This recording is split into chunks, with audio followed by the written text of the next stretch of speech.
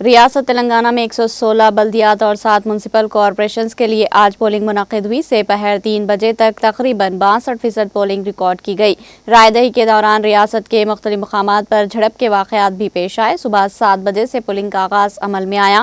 انتخابات میں 52,17,413 رائے دہندے رائے دہی کے لیے آئے تھے، جن میں 25.61 لاکھ مرد، 26.80 لاکھ خواتین ووٹر شامل ہیں۔ ان انتخابات کے لیے 8,191 مراکز رائے دہی بنائے گئے۔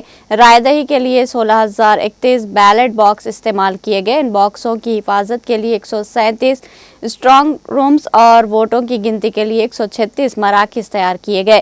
الیکشن ڈیوٹی پر مجموعی طور پر 41,773 ملازمین تعینات رہے، جملہ 2,569 وارڈز میں پولنگ ہوئی۔ 9 بلدیات میں 12 امیدوار بلا مقابلہ منتخب ہو چکے ہیں۔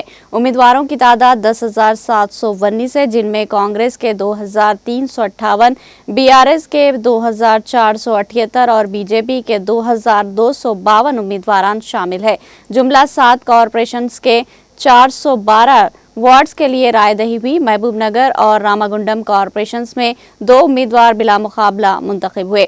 پولیس نے ریاست بھر میں سخت حفاظتی انتظامات کیے۔